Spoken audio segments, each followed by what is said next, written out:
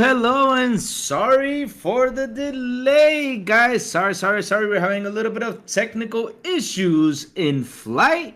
What flight are we, Sabro? 36. Yeah, baby. Guys, welcome to Xbox International Airlines. We're gonna have one wild, crazy, and fun episode. But before we start this awesome, fantastic show, let me introduce our special guest from Puerto Rico, founder of Heavenly Phil Entertainment, member of Good Morning Xbox Podcast, seeker of the Power Ring, gamed with the Lords themselves, and by Lord, I mean the Iron Lords, fan of baseball and sports in general. Are you a big fan of sumo? I hope you are. Mr. Eternal SHADDAI, how are you doing, sir, today? Thank you. That introduction was crazy. that was cool. That was really cool. How is everybody? And first of all, thank you for the challenge. I like that challenge. So I'm actually here, ready for the challenge. I want to see what's gonna happen tonight. And hello to the whole chat. I hope everybody's doing great. Yeah, and to everybody over there in Florida right now going through the hurricane, please be safe, guys. I know you guys are going through that hurricane thing heading over there. I know, Tony Grasso, you okay, bro? I'm happy to see you on here with us, man. I'm happy to see you are okay. And also all the other people that I know that are in Florida, please take care of yourself. And please keep in touch if you guys, see this episode. And please write to us to see and to know that you guys are all okay. So, let me introduce. Since our captain is having a little bit of technical issues, he's going to be back in a few minutes. Let me introduce really quick, really fast, the man who is the worst driver and still has not played You Suck at Parking. The man whose kid is the one who gets his kill ratio up in Halo, Mr. Sour Blow. How are you doing, sir? I'm doing great, going great. Well, not so great, but doing all right. Having technical issues here, going around, but other than that, I'm doing great, and happy to be here Wednesday again. And we have an awesome guest, so thank you for coming, Eternal SHADDAI. Nice to have you here. For the chat, let us know if our audio is working fine. And if the stream is working fine, just to make sure. Silent, unfortunately, he's also having technical issues. Hopefully, he'll be back soon. Yes, Discord is being weird at us. I think it's mainly because the main topic is gonna be a little bit saucy. It's gonna be a little bit spicy. So I think since it's a little bit spicy, I think Discord is trying to be mean and say, "No, you are not going on tonight." That's why it's called Discord. It's disconnecting cords. Oh, yeah, you're right. That was such a bad joke though. But damn, you're right. Hey. Let us start. Let me ask you real quick, Eternal SHADDAI, what have you been playing, sir? Well, what I've been playing? Are you talking about games, right? Yes, games. Just in case. No. Just in case. This is a PG show. PG show. That's why I wanted to ask. What I have been playing, well, I kind of went back a little bit because the last time I played was Tales of Arise, beat that one, and there was a couple. So I'm in between Call of Duty Infinite Warfare. That's the only one that I'm missing from all the Call of Duties. And As Dusk Falls. So those are the two games that I'm actually playing. So I'm doing probably 1 hour here, 1 hour the other. So pretty much I'm splitting. All right. How about you, Sarah Blow? What have you been playing, sir? Oh my God, I got a huge list. Let me start. No. Let me start by this.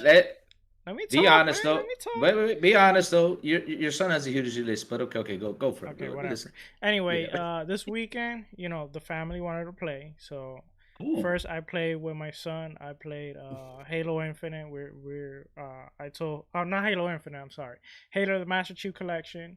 I promised him I would go through each of the games with him one by one. So we play one level, one chapter, and then I play with the wife. I actually play A Dust Fall, which we actually started with Immortality. See? Jeez. What? We started with Immortality, and she wasn't really liking it, and I wasn't really getting it too, like the whole game mechanic. Maybe I have to play a little bit more on it, but I wasn't really getting it. The point was that we jumped into A Dust Fall, which, she did say it looked better, the art style, but it still at first wasn't catching her attention until we got later on the game. Like as we moved on through the chapter, the story is so good. Like it really like it gets you like in the edge of your seat. Like you want to know what's gonna happen next, and also grasp you. Yeah, and also like the choices. It got to a point where like she wanted the story to go one way, and I wanted the story to go like a different way, and we would try to pick, and then how it randomly chooses one. But then there's also parts where like you have to choose one option. So we would dialogue. I would try to convince her on what I choose, and she would try to convince me on what she chose, and then we would come to an agreement, which is pretty cool. Then after that on Monday, Sunday, I actually beat Vanquish. I finished Vanquish. Awesome game. The last two levels, they gave me a little beating, especially that last level with the two with the Alpha and Omega or something like that. Oh my God, I hate those two guys.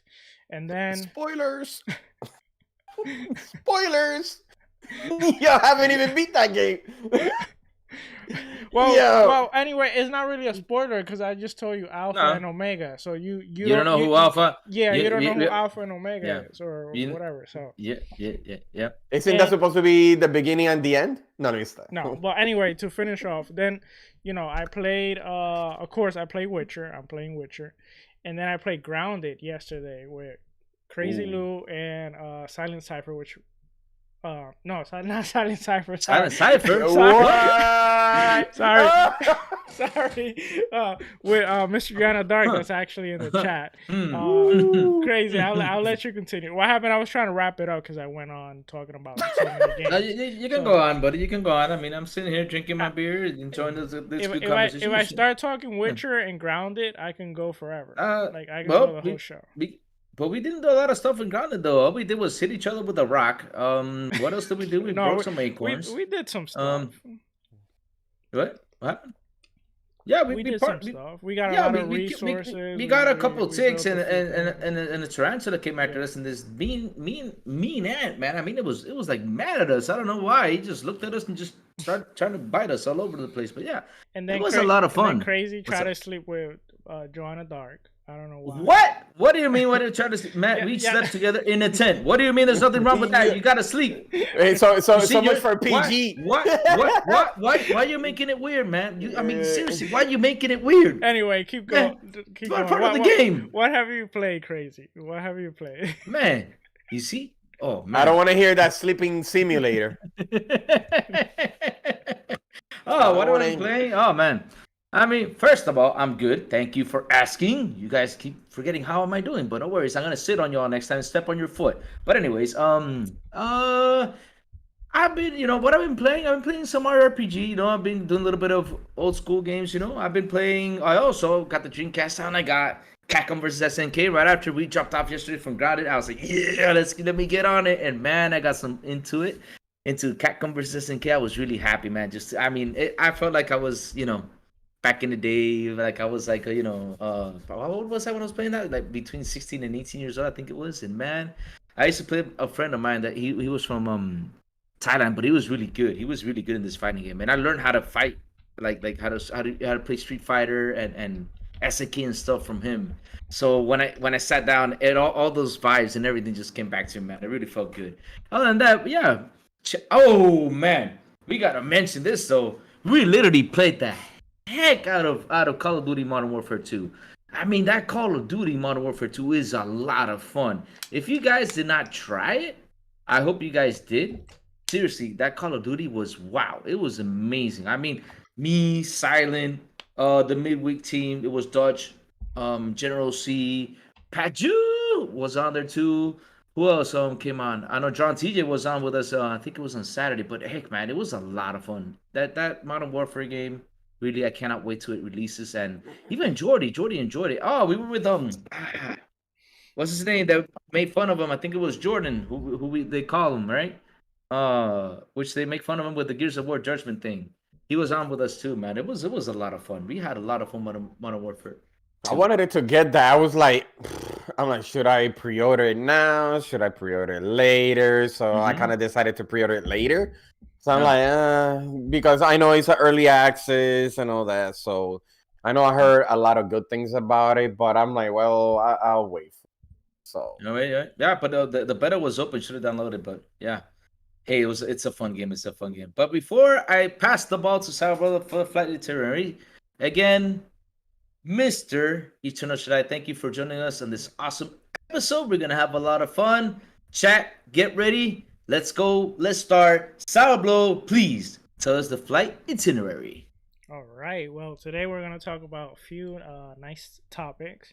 We're gonna talk about possible reboot for Gears of War franchise. We're gonna talk about what certain Affinity is cooking. They're cooking possibly a Halo mode, a new IP. We're talking about competition. Let's talk a little bit about that later on. That's gonna be a spicy one.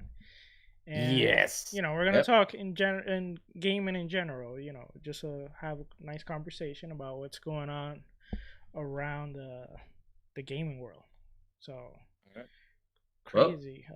Why don't you? But yeah, I'll take it away. I was looking for my hat, but my hat's over there, and my glasses are in the bathroom. Why don't you shout out the Let me shout. Why don't you shout out the chat so I can go get my hat and my glasses so I can do the captain speaking? All right. Why don't you do that, Sarah? No, let's let Silent because I think Silent is gonna come back. So Silent? Put in the chat. Or are you getting the? Is it working for you or not? If not, all right. Either way, I'm gonna shut the chat. Actually, let me see. You sure we're good? Sorry. Okay, just shout out the chat and then let's ask shout out a the few chat. questions to the guests. All right. Okay, let us start with John TJ. Hello, sir. How are you doing, sir? And welcome. Hope you are here to enjoy the show. It's Timmy, my brother Timmy.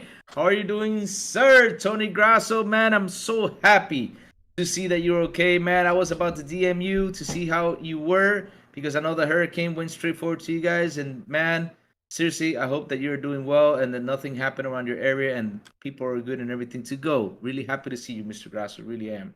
Also, who is here, Mr. Dark? How are you doing, sir? Hello, Plume Network, our hashtag insider. Yeah, Plume, how are you doing, sir? Happy to see you here too. La familia mía Victor Click de República Dominicana, mi hermano. So glad to see you here also with us, hanging out and chilling with us. Oh man, who else is here? Let me see. I think I said hi to everybody though. So, whoa, look who's here, Mr. Jordy. Hello. It's so nice. It's so cool to see you here with us too. But anyways, since our captain is not here to make the in-flight announcement, I guess I will pass it back to our brother Sour Blow for the 4C. Take it away, Mr. Sour. All right. I be the flight attendant. You want some drinks? Oh, Lord. All right. Anyway, we have some questions for our guests. We want to find out more about our guests. Well, before we jump into the 4Cs first, talk to us a little bit about yourself. how do you get into how you got into like gaming and podcasting? Okay. The gaming that happened since when I was 6. I started off with NES. Then it took me a while, so I never had a 60. I never had a Super Nintendo, so I was pretty much playing at my friend's house. So it took a while until PlayStation 1. That's when I actually bought myself a PlayStation 1. Then a PlayStation 2. Traded in PlayStation 2. Got an Xbox because I wanted something different. I guess what got me intrigued with the Xbox was when I got the chance to rip the CD and insert it into the hard drive. So any game that you play, your music was playing there on the background. Okay. So I'm like, that's something that you couldn't do on the PlayStation. I know my friend introduced me also to Halo, the first Halo. So that's another reason got me buying an Xbox. Then I got a GameCube. Love the GameCube. The controller was weird, but it was not for nothing. It was weird, but it was the most comfortable controller I ever seen. So yeah. Then after that, I pretty much started with the 360, PlayStation 3, but I was more towards the Xbox, even though I had the second one, the second console. You already know the hacking with the PlayStation 3 kind of pushed me away from it. Okay. But I have my reasons. So you could say I play Nintendo, PlayStation, and Xbox, but my primary is more Xbox. Now, what else can I say? Other than that, for people that does not know why my name is Eternal SHADDAI, is because of 2 games.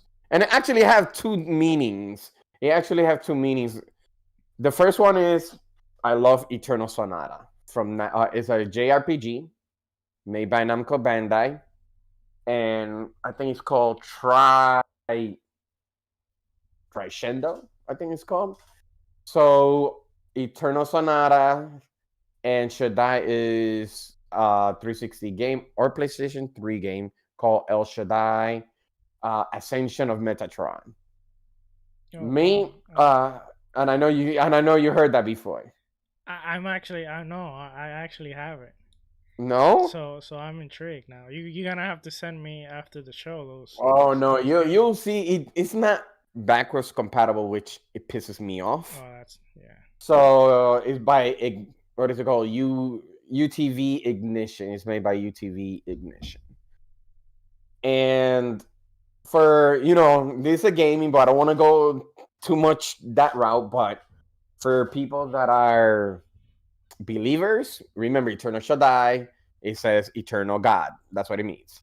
So, but for me, for gaming, is that. But, I take it in 2 ways.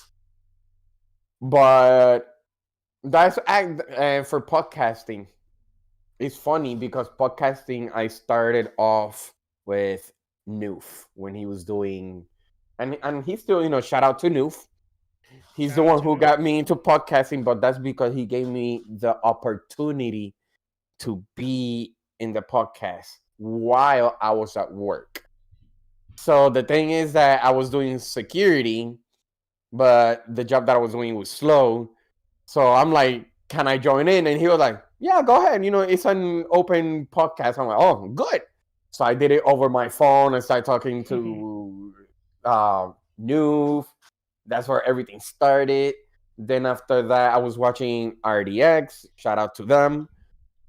And I know Luca was in that group. And I know when it was the outro, she gave her link and also her gamer tag. So when I added her gamer tag on my Xbox, I started playing Destiny 2 with her. And all of a sudden she was like, hey, Shaddai, would you like to be a guest in my show, Scumcast? I'm like, what? Like, yeah, I want you to be in it. Oh. I'm like, I don't want to mess it up because the way I see it is like you have to have people with knowledge. That's how I always took it. Yeah. So I'm like, if I mess it up, I'm not good at it, but I love talking about games, but I don't know that much. So they're like, oh no, it's just for fun. Let's go. But I guess I got too comfortable and I kind of stirred the pot or mess up the beehive because of a comment that I made. So I kind of got a little bit way too comfortable. But then after that, Noof decided to create Good Morning Xbox. He actually posted on Twitter. I said I was interested, and he was like, "But you have to be committed, whatever." I'm like, "Actually, I have Saturdays and Sundays off, so it actually works for me."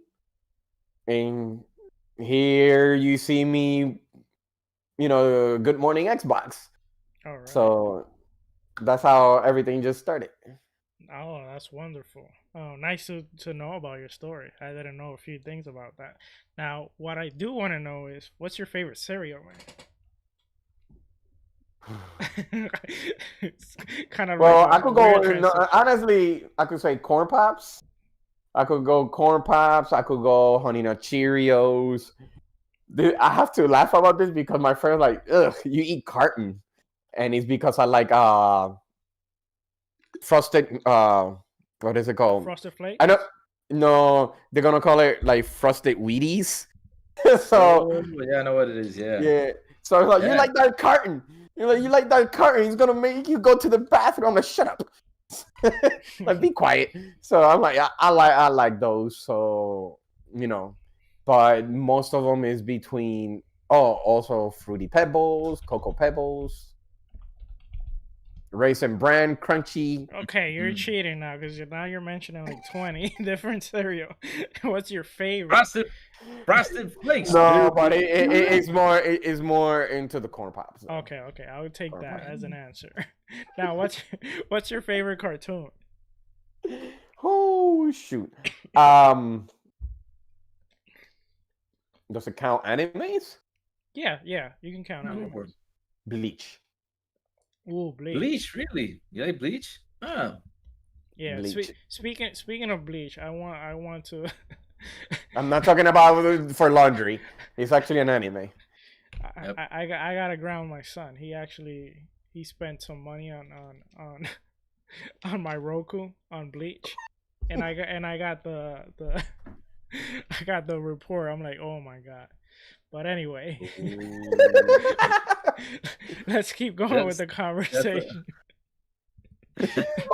What's your favorite character? It could be video games, movie, TV series, anything.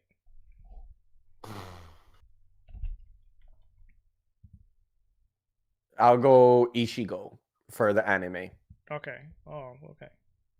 The main character for Bleach. He's cool. Pretty related. Okay, now I'm gonna toss it to Crazy, which he's gonna ask you a question. It's time for his question. Give me the challenge. All that talk. No. It's a simple question, man. It's a simple question. I mean, I want to know, since I saw pictures of you wearing a costume and doing crossplay. That's the word, right? Crossplay is the word? Cosplay, yeah. Not crossplay. Yeah. Cosplay or crossplay? Cosplay. Now you're confusing me. It's cosplay. Cosplay. Cosplay. Oh. But it comes across with it. Okay. What is the craziest cosplay costume you have worn? I can't really say because this is my second one. This is your second one? Oh, I thought you had done it several times. Okay. Oh, actually the third one, but it was more because I didn't want it to spend, more money for just because I do it in one city, I'm gonna go for another city just to wear a different one. That's kind of dumb. So for me, it was, I would not say crazy, but it was hard. I have to laugh because it was hard for me when I was using this mask. It was really hard to see, and it was It was from Naruto because I like Naruto, and it was Toby. I was dressed up as Toby. And he only got one eye, so I feel like when they put a horses so they don't see on the side. So instead of walking straight, I'm like walking sideways. So, so hey, Toby. So I'm like, what? I can't see you. You can't see. No. So I gotta remove it. So I'm like, I can't see. So I'm walking sideways. But that was my first one. No, the cosplay was Urahara Kisuke from Bleach. But it wasn't because of a Comic-Con. It was for a birthday. They wanted it to dress up, so I dressed up as him. The second one was Toby, and this one is Black Panther. So those three. That's cool. If you guys wanna hear my craziest costume, you guys ready for it? Not Little Mac, because that Little Mac was Fluke. No. That was literally Butterbean when he was young, though. I look like a Butterbean when he was like probably like is 18 years old, started boxing probably. I don't know. I look like a young Butterbean because Butterbean had I don't know if Butterbean had hair, but I always see Butterbean without hair, bald and stuff. But I think that's only on his back. But I'll tell you, if you guys want to hear my craziest costume, I'll tell you about it. But I'll tell you really quick though. I remember this takes me back to high school. My craziest costume was, you ready? It's gonna be funny. But my craziest costume was I was in performing arts, and we were doing the play Taming of the Shrew, which is a William Shakespeare play. Yep. I remember that. I read it. Yep. All right. So they asked me. There's a little girl in the play, and that was my role. They were trying to tell me, "What are you gonna be the little boy?" I said, "No. If it's a little girl, and this is Shakespeare thing, I'm gonna dress up as a little girl." So yes, I literally dressed up as a little girl. I got my makeup on. I wore my pantyhose and all my stuff, my white pantyhose and all that stuff. And yes, I came on stage jumping around like, la, la. And man, the whole school just blew up. They were just laughing. That was hilarious. And hey, man, I felt like I was in my wrestling days because I always been a wrestling fan. And it felt like, yes, I have entered the ring. And it felt so good just to hearing people just laugh. And it was insane. They were laughing at me, but it was really good. It was really good. I had a lot of fun with doing that play and playing Team of the Shoe. But yeah, my role was Bianca, though. It was a lot of fun. But anyways. Bianca, yeah. So anyways, let me pass the ball real fast to my brother, Sour Blow. He has an opening topic to start with. Yes, I do. Well, actually, I have two opening topics to talk about. The first one is, I just wanted to mention it briefly. We're actually not gonna discuss this, but unfortunately, there were some leaks that were released of Grand Theft Auto 6. I didn't want to talk about this because the whole leaks and all that, it's something I personally wouldn't want to cover. But I do feel for the developers that have been working hard at this game. So, sorry for what they're going through. And, I saw a lot of comments. There even was a comment that saying that, oh, look at the graphics. The graphics is the first thing that's done from the game, which I applaud all the developers that have come out and they have actually, made this kind of like a meme showing their actual gameplay, like alpha gameplay, showing that, it isn't the first thing that's actually done, the graphics. But, I wanted to show real quick, that the first thing that's done is graphics. So the first thing done on XBI was also graphics. Here's a picture of the beginning of XBI. Oh dear Lord! Why do you got to show that? Oh dear Lord! Wow! That was the first thing. What? Why am I like the one that's meditating like all common things, but I'm not that guy. I don't know, but it does have like a form of a bean. But anyway, can I do that though? Let's see, guys. Anyway, Crazy, sit down before you get a timeout and before you break your arm or something. I tried to, but anyway, let's get serious. Let's get back serious. So again, I'm very sorry for everything that Rockstar is going through. I know they're gonna bring out an amazing game. I'm super excited for their game. So, nothing. Let's just wait for the game. But the game will come out when it has to. I don't know why people jumped on that, because I think the other day what was it? The London show? What was it? Can you remind me what happened in London this week? The midweek team was there. EXC, I guess. EXO.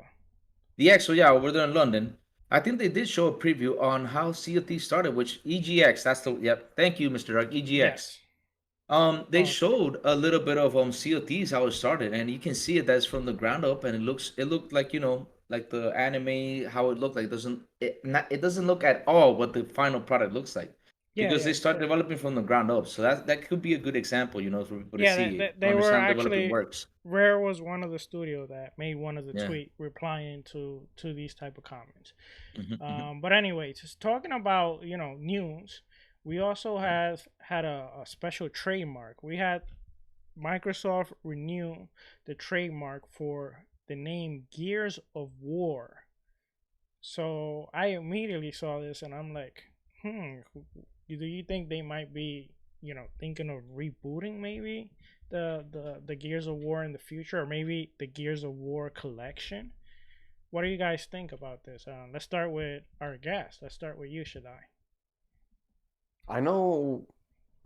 I remember they were talking about that, not the trademark. It was on E3. I remember when E3 was getting closer, and people were speculating that they were going to announce a remake. I remember that one.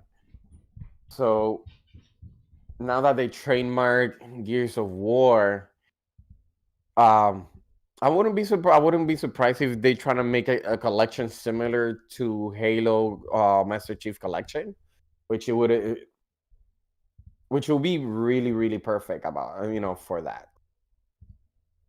And also, it's one of their franchise. Also, one of their everybody's beloved, even mine. So for me, I'm not surprised they trademark something like that, especially Gears of War, which is really, really well known. Yeah. So I think for me, it's like any other. They trademark a lot of the things. So I'm not in shock. But if they gonna go for Gears of War, let's say Marcus Phoenix collection or whatever they want to call it, I'm all in. Especially if they're going to use that Unreal Engine 5, I'm really in. I'm really, really in. So what do you think, Crazy? Okay, thank you. Crazy, before you start, I'm going to shift real quick the view, but you can continue to talk. I think our captain is coming back, so I'm trying. Yes. Don't tell. I have my glasses and my cute little hat here, so to be the captain today. Oh man. Would you like some drinks? No, nothing like that. Should I? No. Sour? What'd you do? But anyways, let's keep on going. Let's keep on with this show. A blockbuster hit. My thoughts on the Gears of War renewed. A AAA game. They did a really impressive upgrade. It looks really nice. Yeah, so I don't know. I don't know about Pass 4 once the purchase is complete. If it does have that special feature that they like to implement, but no, 4 and 5 they look great. So I don't know if they actually need that. But Judgment, like I say, I have a feeling they might do the same treatment with the Master Chief Collection. All right. How about our captain? What do you think? Yes! The captain is back. Would you like some drink? What do you think about the trademark on Gears of War? It does kind of renew my hope a little bit to an extent that potentially we're going to see that remastered collection. And the thing is like, I'm sure you could do some tweaks. I would wonder though, like, how much of a stretch would it be for them to put that into the new Unreal Engine and potentially gear it up for that, right? Like, I'm sure that'd be a major undertaking just to do something like that, but it could be worth it. knowing how Coalition is, especially when it comes to gears, we know that they like to put that to the max. So I wouldn't be surprised that they will push the system to the max, and we're gonna be in awe for that game. That's definitely my hope, for sure. But anyways, yeah. Go Silent. I was just gonna say, yes, drink them if you got them. Internet issues suck. It's great to be back with you, gentlemen. Eternal SHADDAI, thanks for joining us this evening. Everyone, sorry for the turbulence. My goodness, I have no idea what was going on, but I think we got it sorted out. I think so. So we're gonna roll with it, right? All right, but before Silent though, let me ask you, how are you doing, sir? Because since came out, how are you doing this past few days? Everything good? Dude, I was doing so much better like an hour ago when the internet was still acting like it was normal. I'm doing good though. I'm good. I heard you guys talking about it a little bit. I tried to pipe in on my phone while I had no internet connection through the house, and I heard you talking about Call of Duty, of which we played a ton of, and man, that beta was good. And I cannot wait to hop back into that game. It scratched that itch that I've wanted from Call of Duty for a good while, and I'm really stoked to be back on that side of things. Honestly, the end of next month can't come soon enough. I want to be playing that game right now, but I'm good. I'm good. Thank you for asking, sir. That's good. Awesome. Fantastic, man.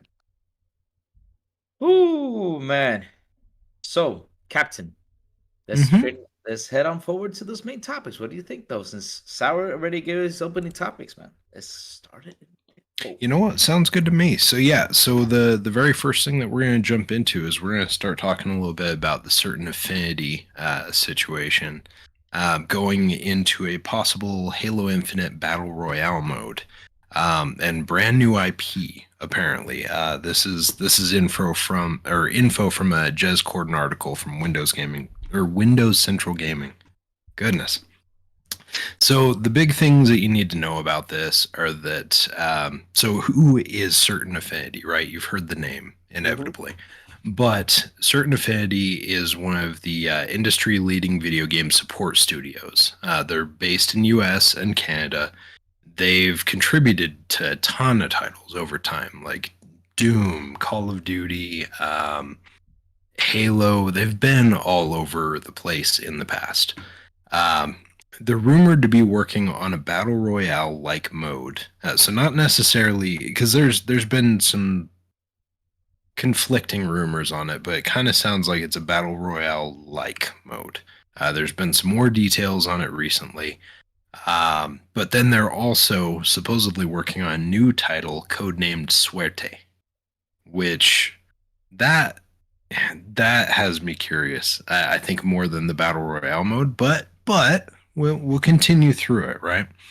So in a new interview with VentureBeat, they may have offered some more hints as to both of the projects and their existence, right?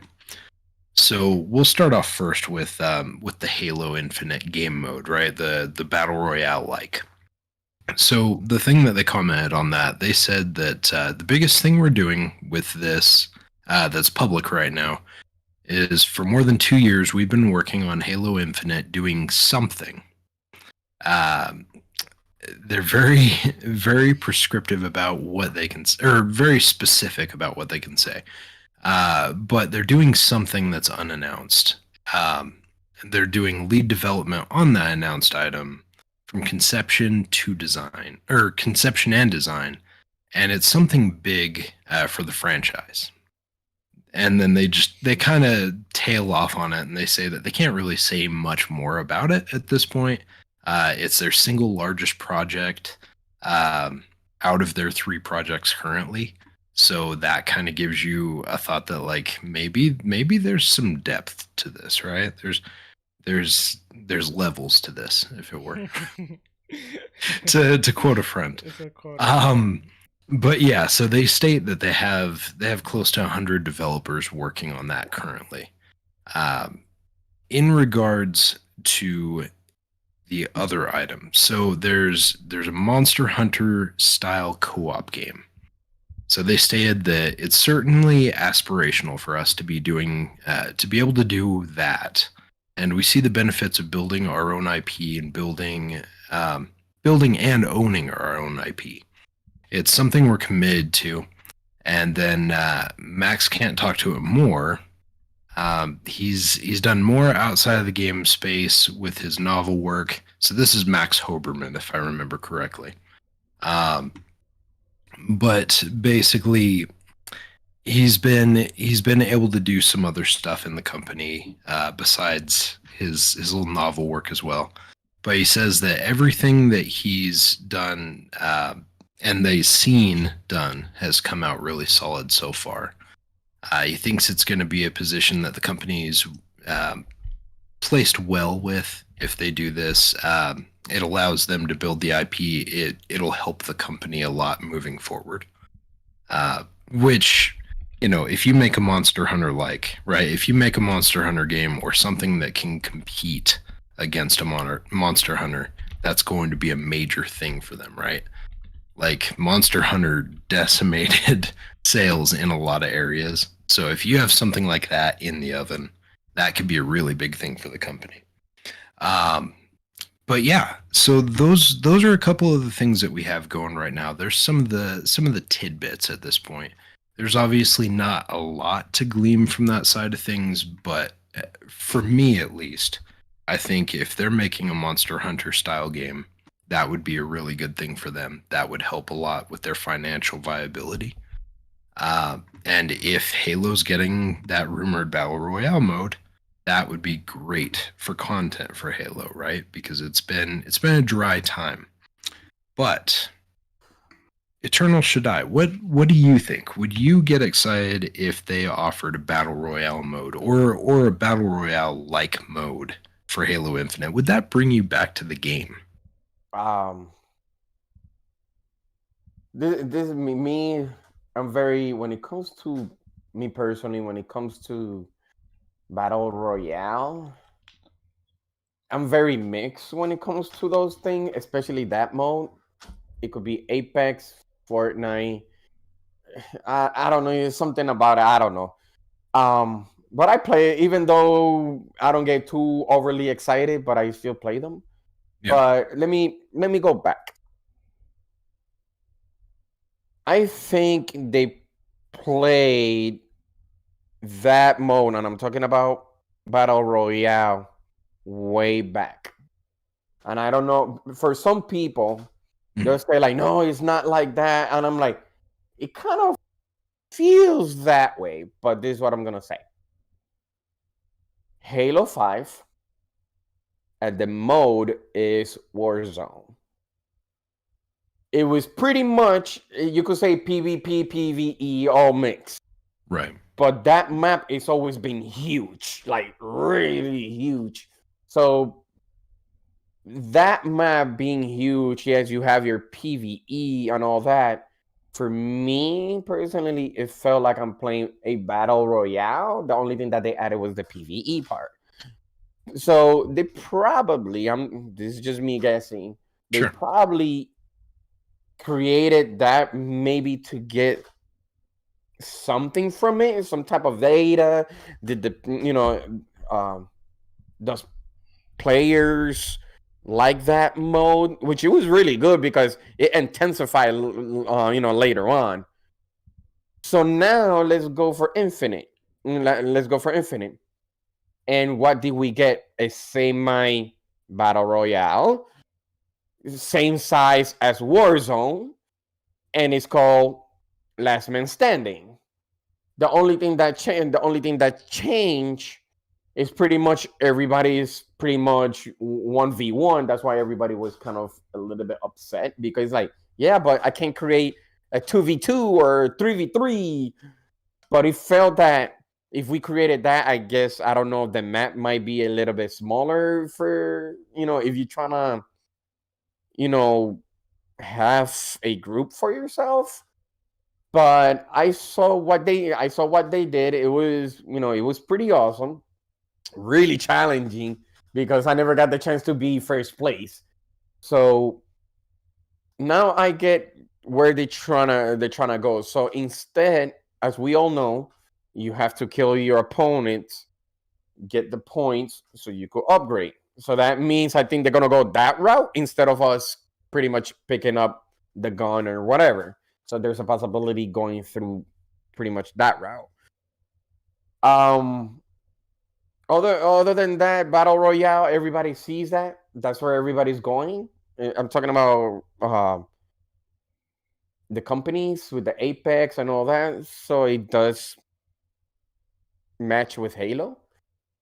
The question is, will we be able to use vehicles? I know in a lot of Battle Royale you could do that, but remember, are you gonna be different? Like, we are actually Halo, using the Warhogs, using the Hornets, the Banshees. Right. So, are you gonna go full Halo on that Battle Royale? Are you really gonna go full Halo Battle Royale? So that's my biggest question right there. Are they gonna use that? So there's some other things that I had on mind when it comes to the certain affinity, since they're created. And I know I have it here. I know they created in Halo two maps, Tombstone and Desolation. They're the one who created that. Now, it got me.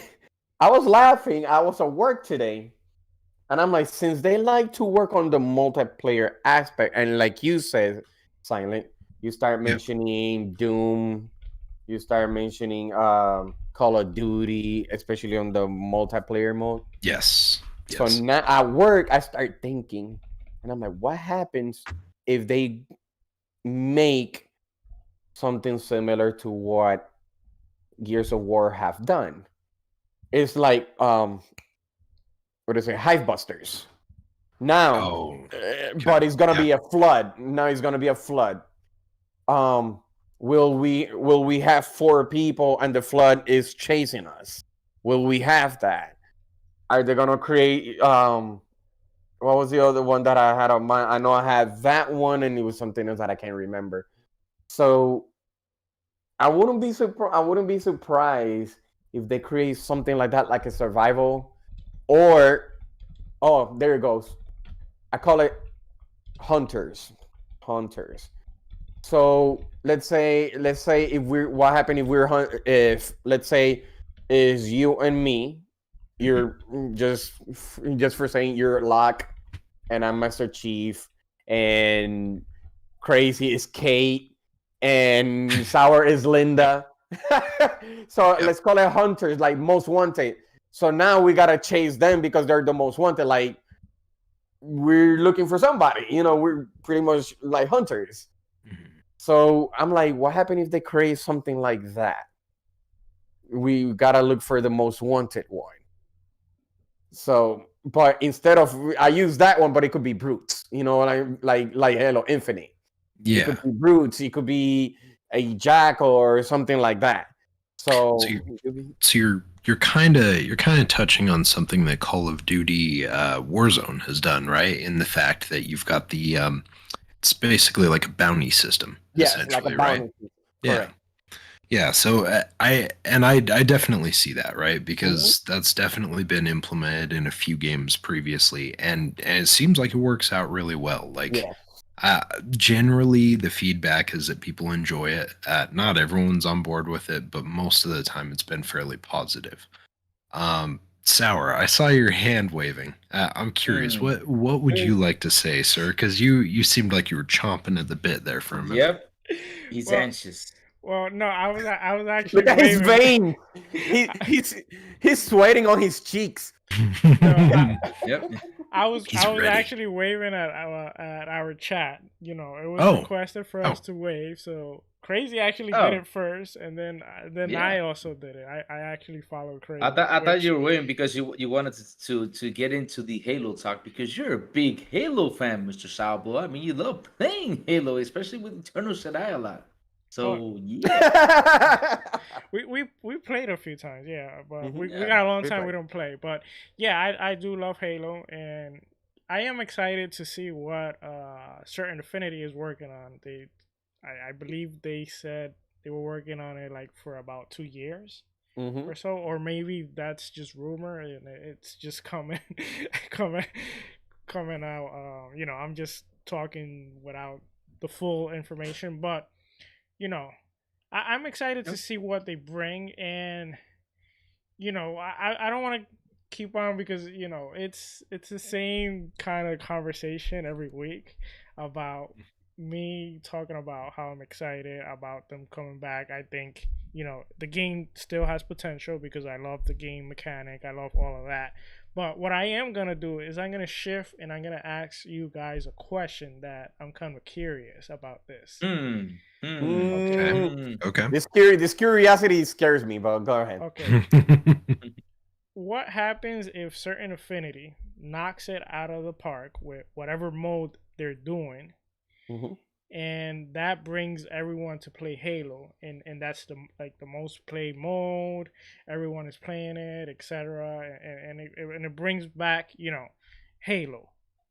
What do you do as Microsoft? Do you make Certain Affinity become the lead studio on the franchise, and maybe 343 becomes the supporting studio, and then Certain Affinity becomes the main Halo studio?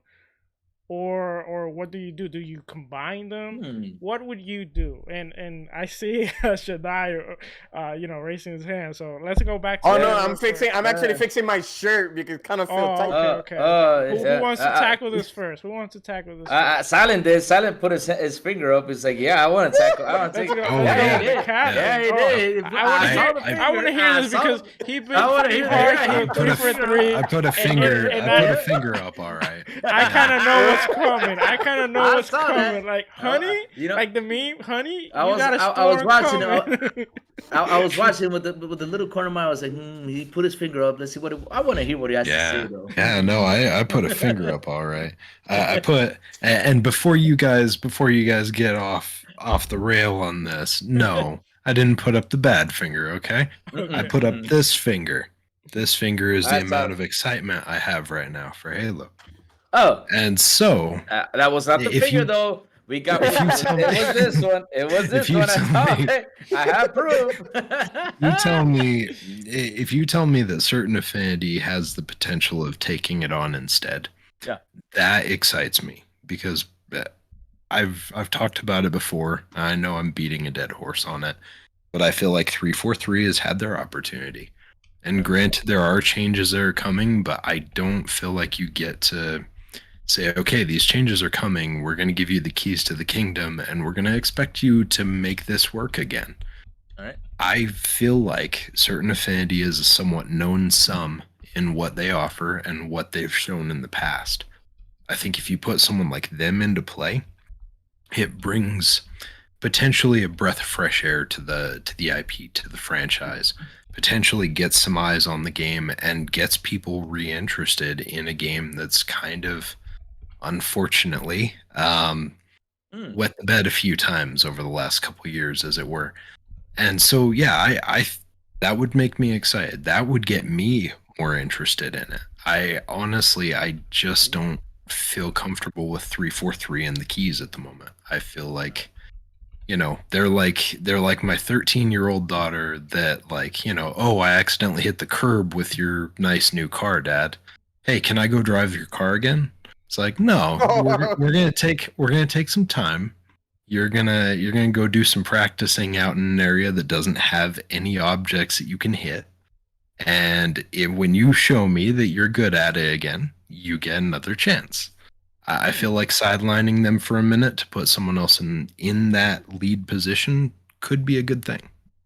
Okay. I put a poll in the chat because I'm curious to see what the chat, will say. But let's pass it to Crazy because I know Crazy is excited to jump in also.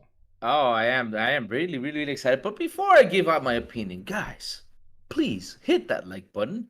hit that subscribe button, and also hit that bell so when you see new content from the Xbox International Podcast, you will love it and enjoy it. But yeah, let's keep them going. But anyways, okay. I just googled really quick the map on Halo Infinite, right? So while I googled the map on Halo Infinite, I was like, let me take a look at this because it gave me an idea of a battle royale, and actually the map is big enough to make a battle royale. All you gotta do is instead of having it open, you see like the map has got a couple holes in between them, you know. All you gotta do is just merge it together, and what you gotta do is put probably some bases in there, Sour, or what can you put in there? Give us some idea, like some bases, some stuff where you can get weapons and stuff like that, like PUBG type of thing. Well, What do you think? Wasn't it your idea? Oh, like a small fort? Like a small fort? I don't know. Yeah, yes, there you go, small forts. Thank you for that. Yeah, forts, like small forts, small stuff, what containers with weapons in them. You run in there, pick weapons, pick armor, ODST style, ODST dropping in, boom, all that stuff. Out of all the games, why that one? God. What? No, I'm talking about the ODST soldiers, Oh. Yeah, he's talking about the troopers. The troopers. I thought it was the game. I almost said something. Okay, never mind. No. It's not the game. It's not the game. It's talking about, the ODST soldiers coming by like boom, jumping in there, getting out the pods, running into containers, grabbing some weapons, putting on some armor, and just shooting everything, and all that cool stuff. I mean, it could be a pretty exciting, battle royale. If they're actually making a battle royale, though, let's cross our fingers and let's hope they do, and they bring up with some other cool stuff. And also, if they should make it part of their team, I agree. If they can pull it out and make a good battle royale map and bring the content in there, yes, I'm up for it 100%. I mean, I'm really excited about it, and I hope that, like I said, they said it's something big, it's something huge. So yes, I am excited to see what is going to go. I hope it's the battle royale because really, we need a Halo battle royale. We need it. It's gonna be amazing. All right, and what about the certain affinity? Do you want them?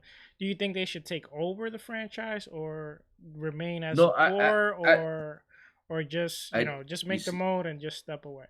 You see, I answered that question. You did not listen to me. I'm gonna hit you with a pen. I said they should be a part of the team. Join the team. Help them out. Especially with the battle royale. If they actually do make the battle royale. Make it big and make it huge. Okay, they should do the battle royale. So you think they should combine together and make? Yes, they should combine. One studio, or just they stay should together. Okay. Yeah, they should. They should. They should. How about you, Shaddai? What do you think? I'm with him because it should be combined. Remember, they're in affinity, especially the president. He is an ex-Bungie, so he knows how Halo works. Then you got Jayden Stanton, so they're probably gonna have one of those, reunion things. So when you have certain affinity specializing on that, and they have success on that, and I think they have worked with Ready at Dawn and also with the Order of 1886 because I read their little portfolio, what they have done. So they have done a lot of great things. Remember, first things first, 343 is 500 plus employees. It's not about, let me get certain affinity and just leave all the 500. That's kind of crazy. So we're talking about 500 plus to 200 plus for a certain affinity. So for me, take them and have some type of plan of how do you want to. It's not in a bad way what I'm gonna say, but split them. Split them.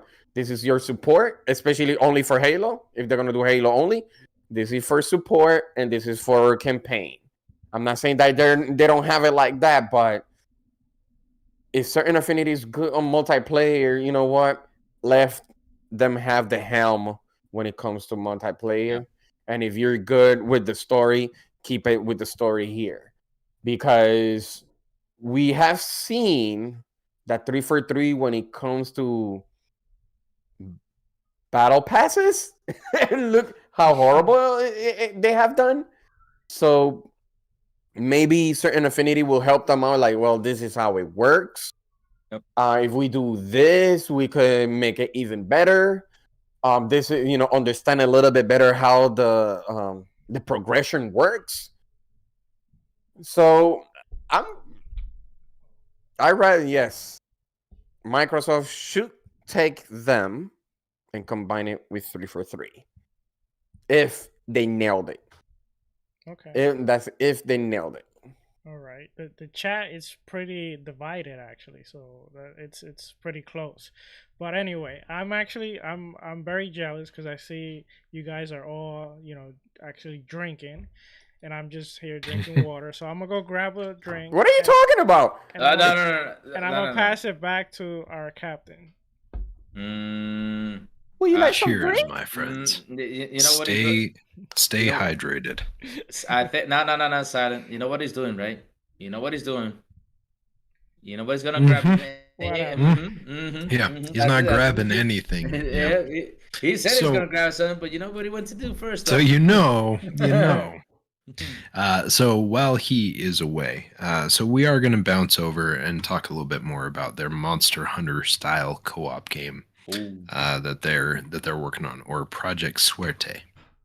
So a little bit more detail on it also, right? So Monster Hunter style game with codename Project Suerte, and it's set to be revealed in 2023. So this is one that we're seeing soon. I mean, obviously, it could still have a release date down the road, but it looks like we could see it then. They say a release of 2024, which makes me think you show that thing in 2023, you release it maybe holiday 2024, potentially. But I do want your guys' take on that. So with everything that we've run into over the last bit, do you think they're going to end up being victims of the delay game? Because that is something that we continue to find over and over again, right? Is every time we think that there's a flag well planted in the ground, that changes drastically. Now, I want to be hopeful. I hope that this actually matches up for them, because I think that would be great. But Eternal SHADDAI, I want your opinion on this. Do you think they're going to manage to actually hit that 2023 reveal?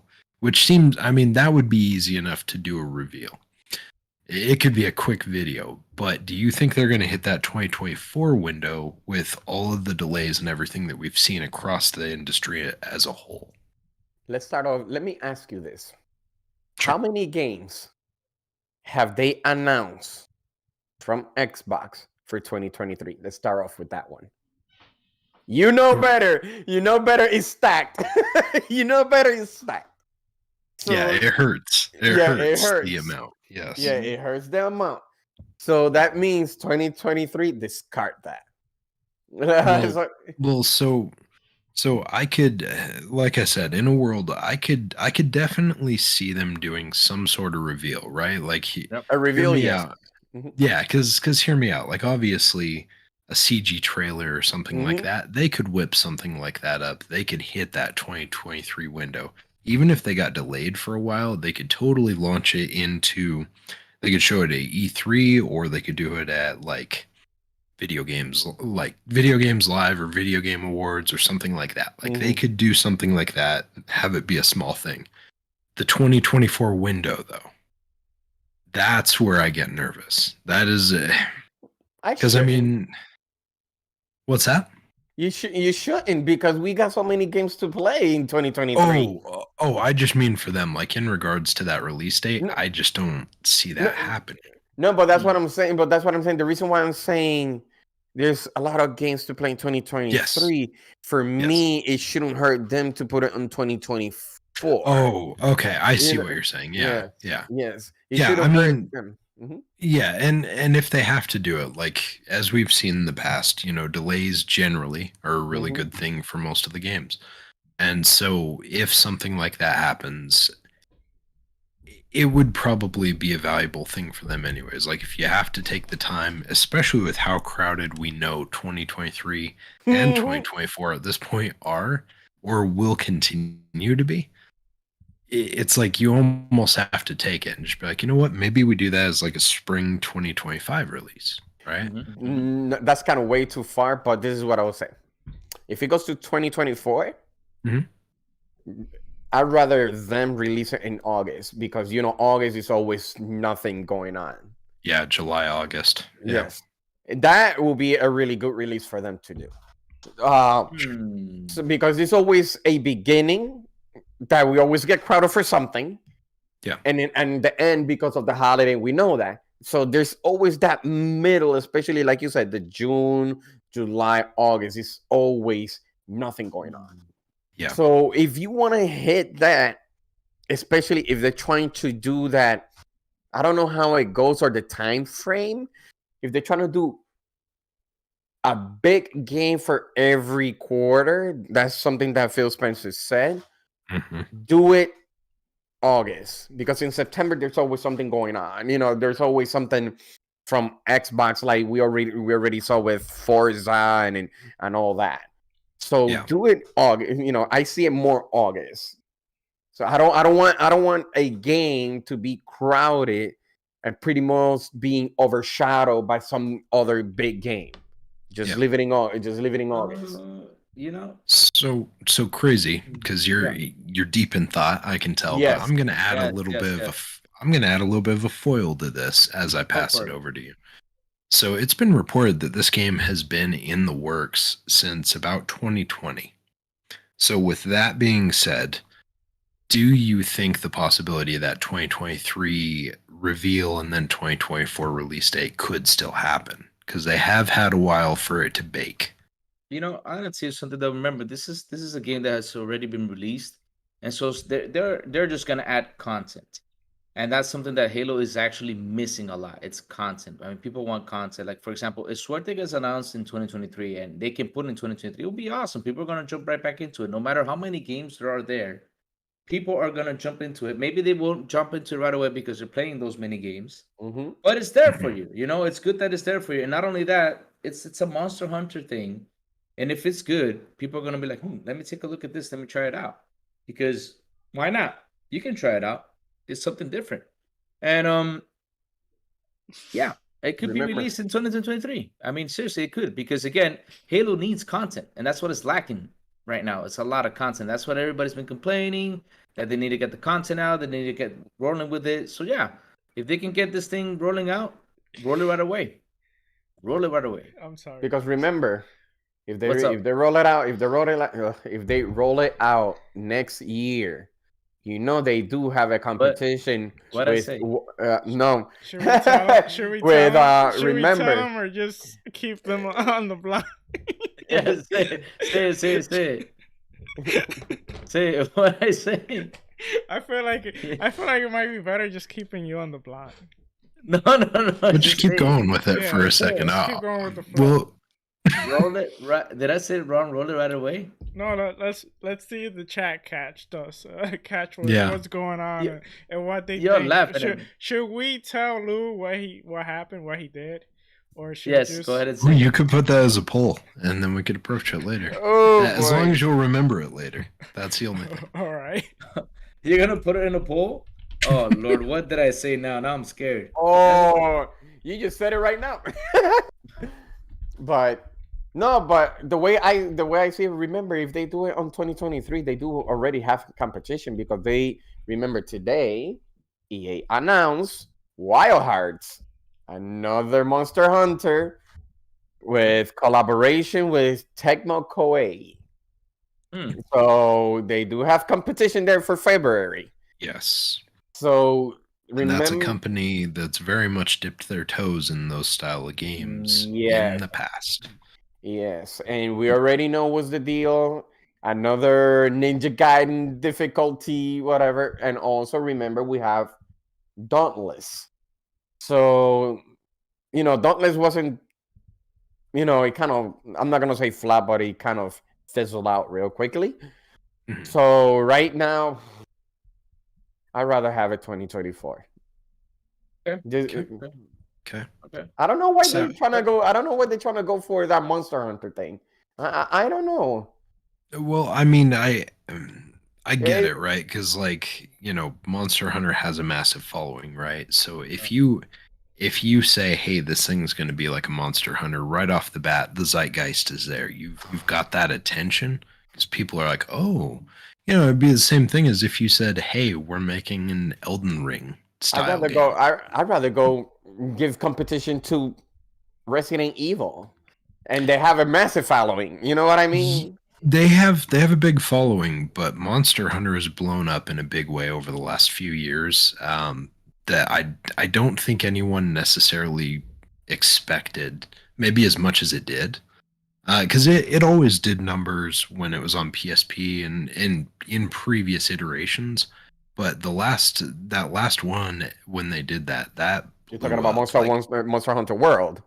yeah, and that blew up like in a pretty big way for them. So I think it's got enough clout behind it, and it's got a lot of people for that specific style that it could draw pretty good numbers still. But look at it now. You got Resident Evil. The reason why I said that, you got Resident Evil. Now we got Callisto Protocol.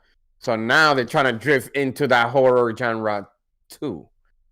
So they're trying to bring that back. There's a lot of horror games coming out. There are a lot of There's a ton of horror games coming out now. I mean, this generation is all about What horror. I'm talking about in a I know what you're trying to say, but I'm thinking more into the first party. If you're trying to be more of one of each from per genre, Microsoft can have a studio that pretty much specializes in horror, because we only see third parties making it, but I never seen a first party horror.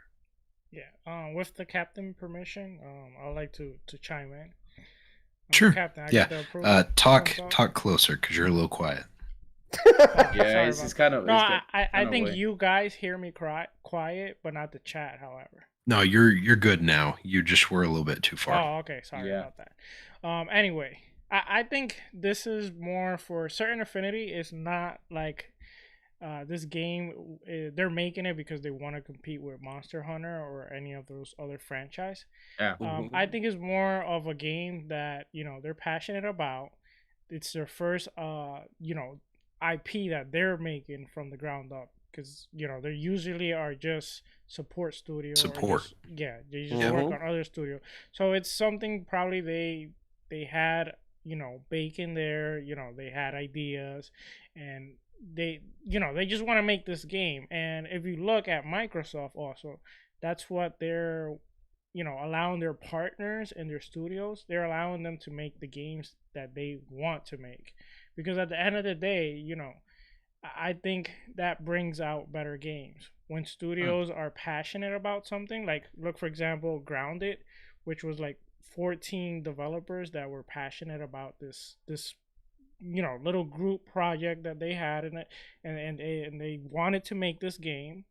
So they got together and they were allowed to make the game. And I'm very excited because this is something they want to make, and Microsoft is allowing them to make them. So I think this is going to be a good game. Do I think it's going to come out 2023, 2024? I don't think so, because for them being a studio that they have always been support, even though they're very efficient at what they do, but they have always been support.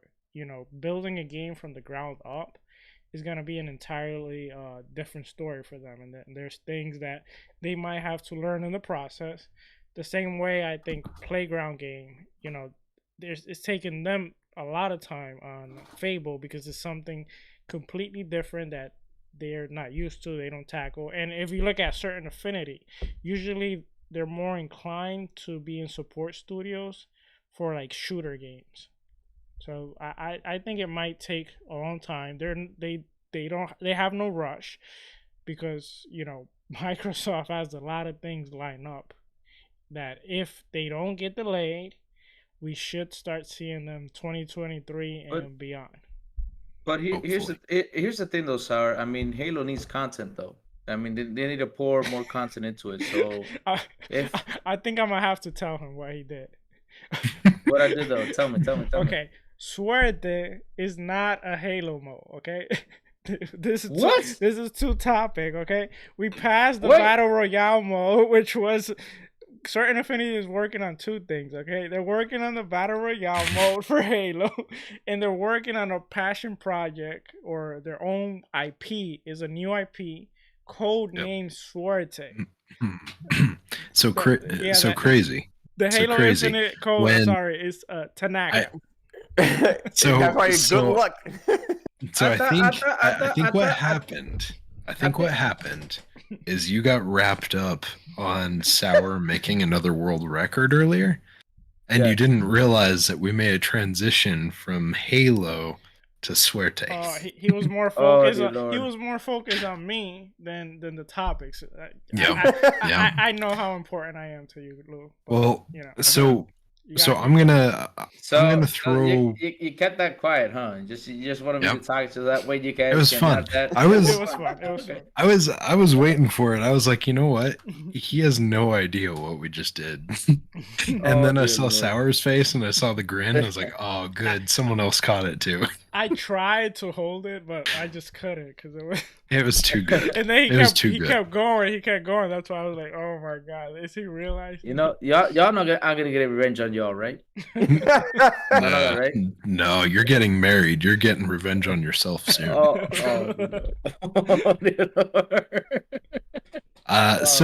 So something that I will say with that, right? Like in regards to them hitting that time, before we shift a little bit, but in regards to them hitting that window, I think it is going to depend on what they end up doing with this Halo mode and how much of a chord they strike with this new Halo mode, right? Because if this thing hits, and it hits in a big way, and Microsoft sees it, it resonates, and they decide, okay, you know what, we need to bring you guys on in a bigger capacity. We need to bring you into a bigger support role with Halo, and having you work with those guys directly, that pushes that Monster Hunter 1 out farther. Oh, I know where I got confused. Oh man. You're good. No. You just think on what you've done while I continue. But wait. I know where I got confused though, because they were mentioning animals, wasn't it? They were gonna put animals in the game. So I got the idea that oh lord, that's so embarrassing. But anyways, while Sour sits there and enjoys the basking in defeat. You know what? One way or another, whatever they end up doing with this, if it's a Monster Hunter competitor or if it's not or whatever, personally, for myself, I like competition. You know who else really likes competition? Satya Nadella. And incidentally, in this last week, we had a lovely conversation that happened with Satya Nadella, the CEO of Microsoft, if anyone is not aware. So in an interview that he had, a conversation came up, and one of the quotes that was brought up was, of course, any acquisition of this size in regards to the ActiBliz acquisition. Any acquisition of this size will go through scrutiny, but we feel very, very confident that we'll come out just fine. And one of the things that followed it was, if this is about competition, let us have competition. A direct shot right across the bow for Sony stating, listen, we understand what we're doing. And yes, this is competition. This is a thing.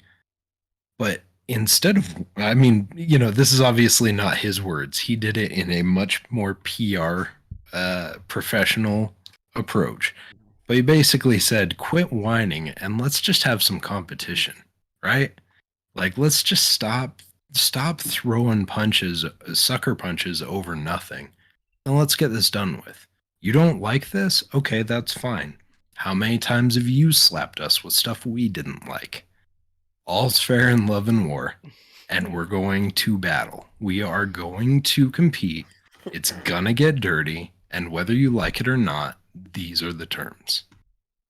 Yeah. And like I said, he said it in a much more PR appropriate way than I just said it. But I feel like his words definitely resonated more in that scenario, right? Because they were very clean and precise, but they left some to the imagination. Let us have competition. Gentlemen, I know we talk about Phil Spencer being an OG, but my goodness, I think Satya is sitting right there with him, smoking a cigar and enjoying his time. After a moment like that, my goodness. And that grin, man, at the end. He had an award-winning grin on his face after that whole situation, and God bless him. I don't blame him, because that was a perfect time to drop that bomb. The whole internet broke out that day. It was just insane. Twitter was a dangerous place that day. I mean, when you get a CEO's attention, you better shake. I mean, I when I saw that, I was like, right now they're probably shaking their knees out of place. Seriously, that's insane. The CEO talking and saying, "Hey, if you want, if this is competition, let us have competition," and then grinning. A CEO of $1 trillion company? Nah, that's it for me. That's crazy. Make you a little bit nervous in a scenario if someone comes out and drops something like that, because it's pretty much a mic drop scenario. Yeah, that's how it felt. It's how CM Punk said. He literally threw a pipe bomb there. You know what it felt like? It felt like, damn. That actually Punch Out game when Little Mac start fighting King Hip or hit him in the gut, couldn't get up. So just drops him and he lands woozy. He has no idea what just happened to him. I would love to be a fly on the wall in Jim Ryan's house, mansion, whatever. No. I would have loved to have seen his reaction when he finally heard that. Because my God, like that is a sharp blow. Like that, that's very much him bringing it out and saying like, hey, listen, you know what? We're doing this, and we're going to pull off the gloves also. You want to know how strong that blow was? That quote and that blow was? It was so strong that nobody paid attention about what Yoshida said. Few people did catch that. Yoshida went on Forbes and literally said that their service is just to put all games out there. They're not going to put new IP on it. Literally, he said that. Nobody, and after Nadella came out, nobody talked about that. It was like, okay, it's there, but few people talked about it because this Nadella thing was so huge that nobody literally sat down and paid attention to what Yoshida said. Which is crazy. Yes. Crazy. Let me jump in real quick. We were talking about this, I think it was yesterday, that I was telling you that, Yoshida made these comments, but basically what he's telling you is that these games for Sony, they're so great that they cannot be put day one on the service. So they're gonna be put on much later. So the thing is, if you can't handle the greatness, exactly. So if these games are so great that they can't be in the service, and you have to buy them day one, then greatness awaits. If you buy them day one, what is the point of the service? Like, exactly. Not only that, I love the comparison he did. He was saying like, these games are like the movies. Mm-hmm. If we put it here in the movie theater, you gotta go pay for it to watch it, and then later on you get it here on the streaming service and you get it, like this. I'm like, okay, then why the service? Again, why the service? If you're just gonna put old games, why? I mean, literally, hearing that just really makes my I paid for that service. No, and not only that, I paid for that service, and now I'm like thinking about it. Like next year, I don't want to renew it. Why would I renew it? Because all I have to wait is for the price to drop in the game. I don't get the game I want. Yeah, because that's what they do. Yeah, it's like, for example, let's say Disney when they were doing when they do like a movie drops like after several months, it comes out of the theater sometimes. But if it's a movie I really want to watch, I'm just gonna go day one to the theater. But then, if that's what I really want to watch, then why should I subscribe to the service? You get what I mean? So it makes. But remember sense. what Disney did at the beginning, and that happened to the movie called. I was thinking Raja, and it was like they wanted it $30 for it. Remember that? It was like $30. They did that with several movies. They were doing that. I think it was Black Widow. Also, they did it like that. Yep. So that was kind of like subscription plus the 30. So it's like no, that was kind of a bad look on it. Like I get what they were going at, but at the same time, I don't know. That really hurt it. So I'm like, I mean, it's insane. I mean, he literally came out and talked about that. I was like, man, it's not the moment for you to be saying that. You should have waited while me saying that. You know what? I think what happened was this. Satya is the CEO. He oversees everything for every division, every department. He sees everything.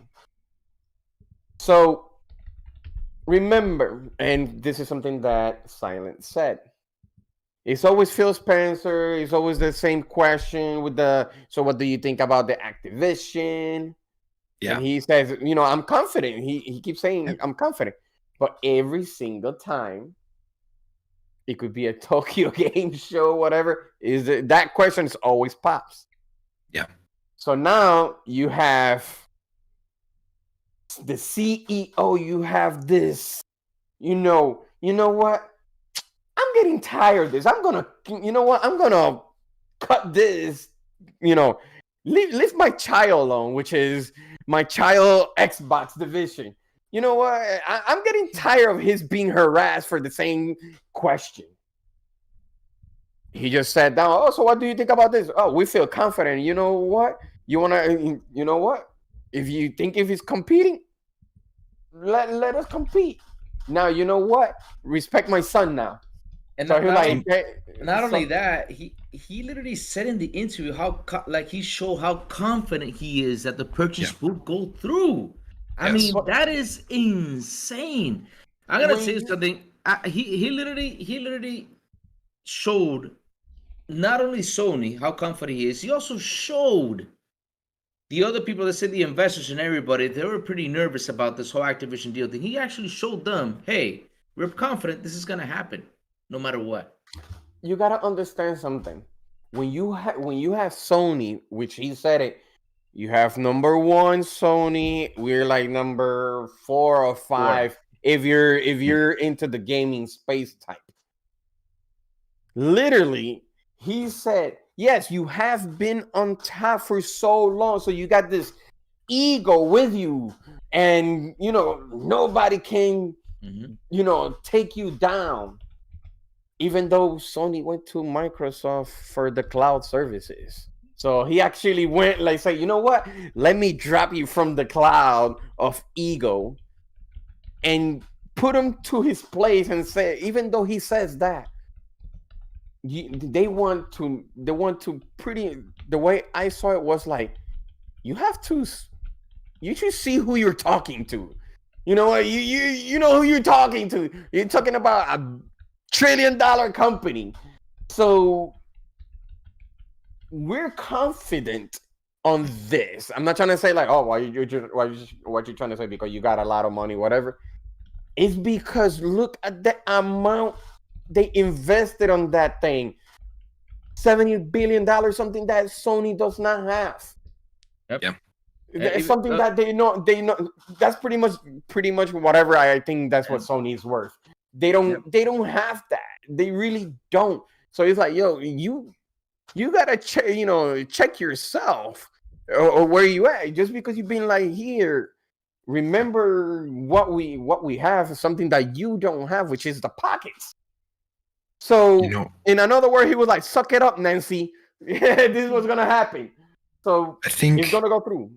I I think the best thing about it, like the big takeaway with all of this, obviously, besides his quote of like, "Hey, let's have competition," I think the thing that continues to show over and over again as Satya comes out and he talks about these things is his support for Xbox, right? Because there for a long time, it was questionable as to if Microsoft was willing to support Microsoft long term, right? And when Satya comes out and he talks about these things, like he makes it an important part of the roster of the lineup, right? Like he knows it's a pillar of Microsoft at this point. He has the wherewithal and he has, the forethought to look at this and say like, hey, I see what they're doing with this. I understand the opportunities we have. And this is a pillar for Microsoft moving forward. Gaming is a massive, massive industry. And if you get into it and you dethrone someone like Sony, or even if you don't dethrone them, but you get a ways up in the financial, like if you end up in 1 or 2 or 3 or whatever, if you make progress in that industry, it's going to continue to create more financial viability. No, and the morale for that division gotta be right now on the rise. And let me jump on something though. And shout out to Phantom Cranking because he even put it in the chat. Tencent is number 1. That's true. And you can combine Microsoft with Sony right now, and they're literally in revenue. They reach 30 billion right now. Tencent is 32 billion. Not even those two combined can reach Tencent.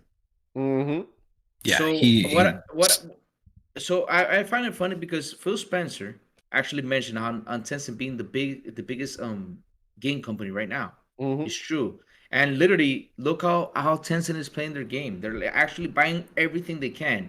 And they're not only that, they're right now head to head on trying to get the most actions with Sony on From Software. They're fighting for that position. Yeah. They're fighting to grab From Software. I'm not kidding you. I saw the news the other day. They're fighting for that. And so what's insane is how Sony attacks Microsoft, but they don't focus on Tencent. Tencent is actually way bigger than you two combined. I mean, without the Activision deal. Now, if you include the Activision deal with Sony, then yes, you can be bigger than Tencent. But either way, Microsoft with the Activision deal is not even close to how big Tencent is. Because remember, it's actually a big competition. Oh, sorry. Go for it. No. What I had on mind was like, remember, people only see the big 3, but you always have somebody creeping to the side, which is pretty much Tencent, and they just forget about that. And you know what's amazing? And after I see this graph, I was amazed that Apple is in 3rd place. I was like, what? Yeah, that is insane. Yeah. I was like, how is this company just out of nowhere just becomes third place and Microsoft is in 4th? Well, the thing with Apple, remember, they have like a closed market, so they control that market. So nobody else, could actually make money but them. But what I'm trying to say is though, Sarah, I mean, we focus on these 3 companies. We focus on Sony, focus on Microsoft, focus on Nintendo, and you got these 2 companies, Tencent, which we have mentioned it a lot on how Tencent is going to be a huge beast. And not only that, it has become a huge beast. I mean, look at that. We're talking about in revenue, 32 billion in revenue. That's insane. The big difference is that like Tencent as well as Microsoft, Sony, and Nintendo, those guys have dipped their toes into the bigger gaming pool. Apple hasn't necessarily done that in the same way. Yes, they have an ecosystem there, and they have that, but they have not been like, bam, here's our PUBG brought to you by like they haven't dropped something big like that in the pool and been like, okay, here is this. As soon as they drop their toes into it and they test the wire to see if it's comfortable and they want to dive in, then you'll hear about them more in these conversations. But as strictly just revenue in general, like gaming revenue, they still match in that because they do have their own Play Store and stuff. But as soon as they get into the actual industry, like the full-on gaming side of things, that's when you'll hear big announcements. You'll hear them all the time.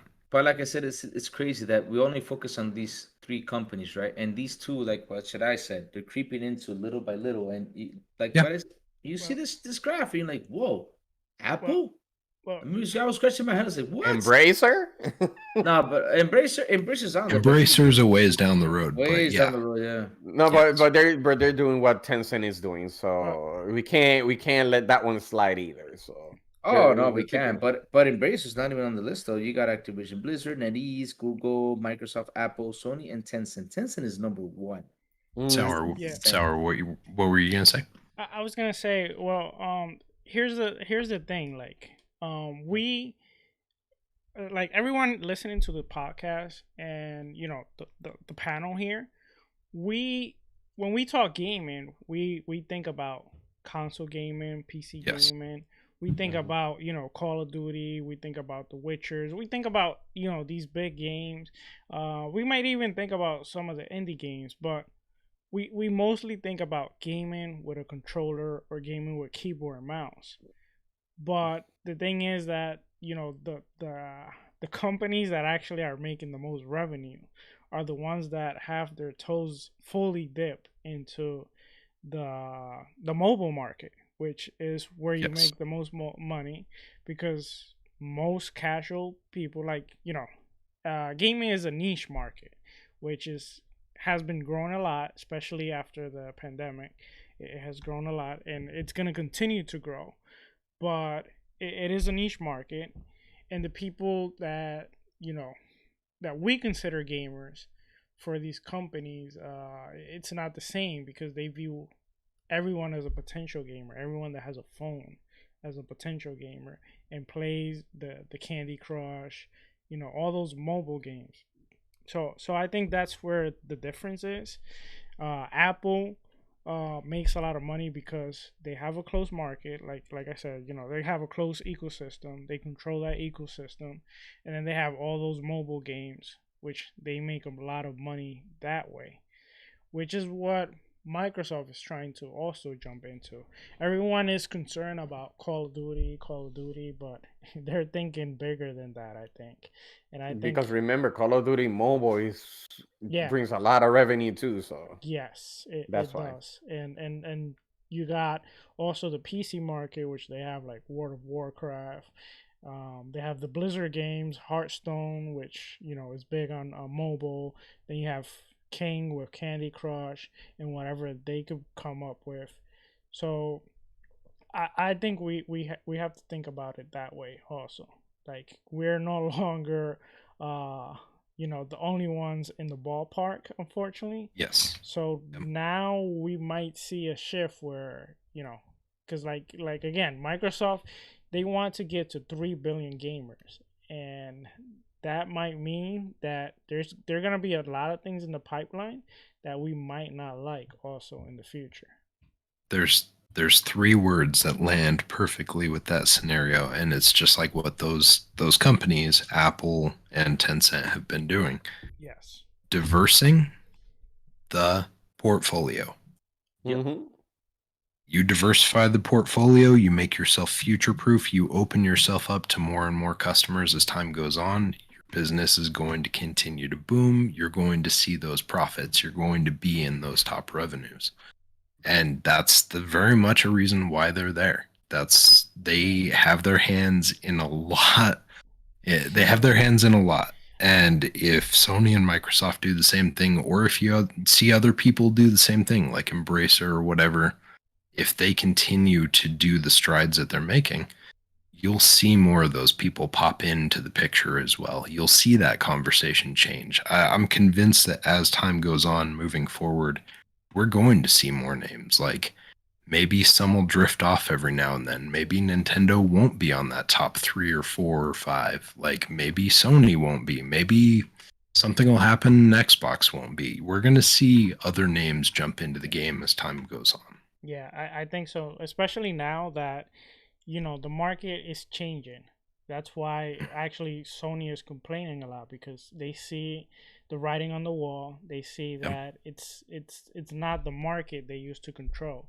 It's no longer you buy a game for a console and you just play it on the console. Now, it's shifting to cloud gaming, to mobile gaming, and the good thing that I see, at least from Microsoft, is that they're being very pro consumer, and this the cloud gaming is going to secure us that they're at least going to keep making, you know, these big games, because they're going to be able to use it in the cloud for all markets. Because at the end of the day, at the end of the day, these companies, they don't care about me, you, they don't care about us. They care about the money. And what brings them more money, you know, games for the casual, because at the end of the day, the casual is the big mass.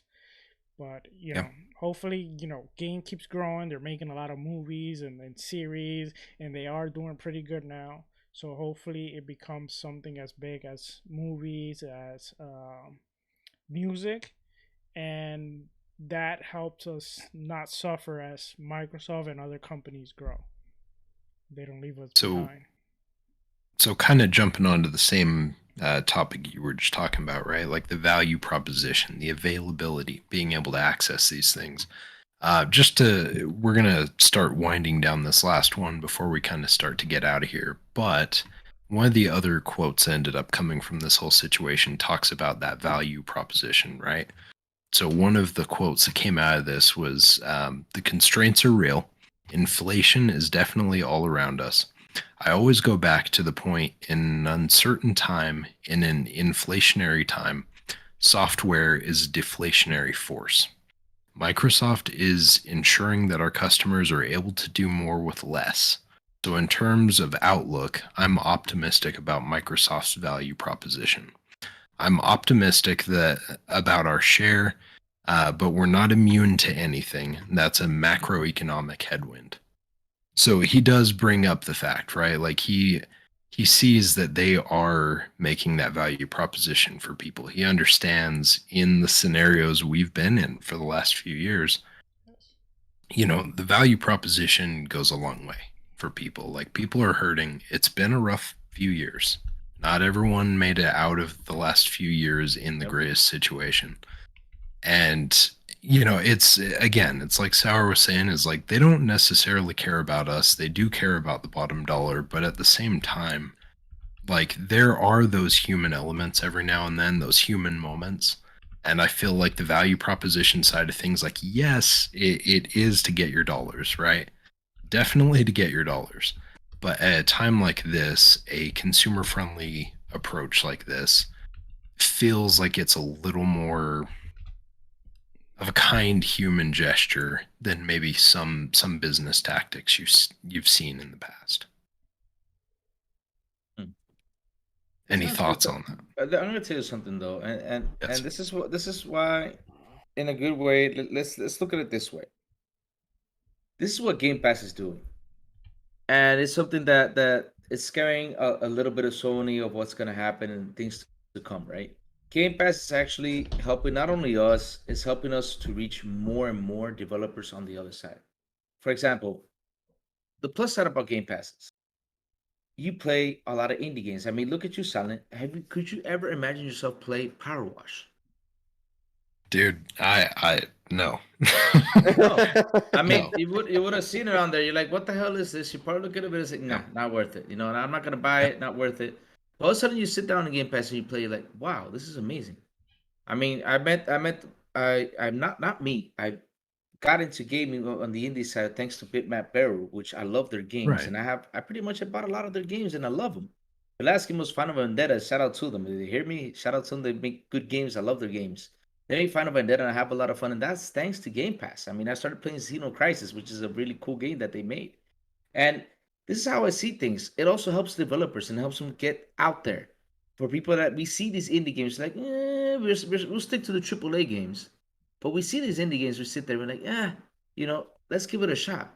I install everything. Game Pass says this month, they put Peppa Pig. I install Peppa Pig, and I'm going to try Peppa Pig. I don't care. Seriously, I'm going to try it out. Because it's right there. I can try it out. If I like it, I'll buy it. I'll put it in my collection. But yes, it's there. Very educational. Yeah, very educational. Yes, and after only about an hour and 45 minutes, you too, just like our brother, the General C, can have 1,000 gamer score.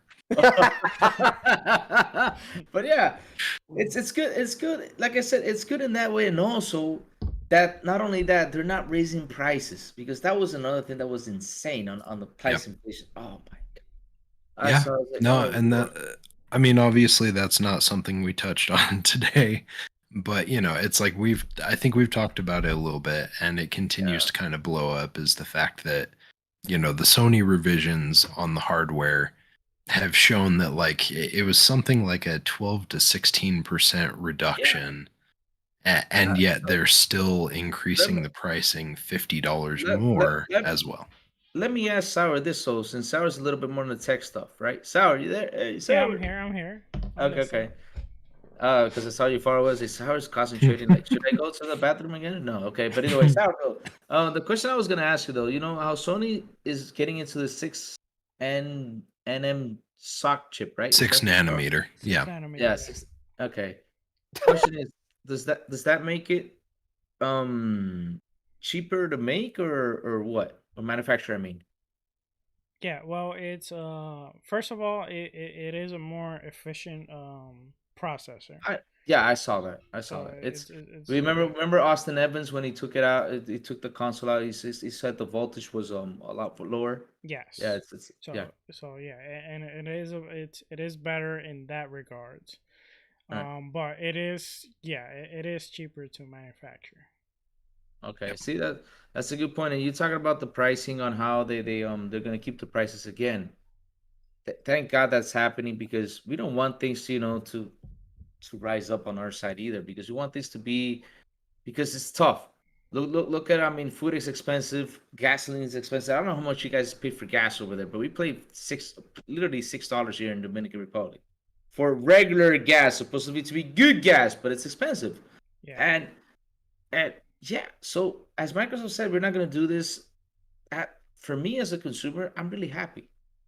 As a consumer, I'm really happy. Like, damn, this is actually a good thing they're saying to us. So Sony is kind of pulled a chips move where they put the prices up, and then where there's a point where they can't put the prices up more, they give you less content on the chip, so you kind of pay more for like the air in the bag. That's kind of what they're doing with their hardware. Like, they're reducing the cost of it, but for example, the cooling system, the heat sink, they they completely cut costs on it, which Yes. took out most of the most if not all the copper on it. I think the only thing that remains copper is the tubes, and let's hope they don't change that, because that Well, would be a problem. Yeah, because the liquid metal solution has been long gone, right? That was done after the first revision, if I remember No, correctly. I think they remain with the Do they still have It's the liquid metal? yeah, yes, yeah, Okay. they remain. Well, yeah. So they've taken out the copper. They have. God, I'm trying to remember, but they were. Yeah, I saw that they were reducing it. That they were reducing the heat sink and some of that, like the cooling solution. Which, if you're going down to like, if you're getting to a 6 nanometer, if you're getting better yields, if you're also getting like that better quality on it, and you don't have to worry about it overheating as much, like if you can reduce the heating, I get it. But at the same time, yeah, it's like we're not seeing, as customers, we're not seeing that value proposition.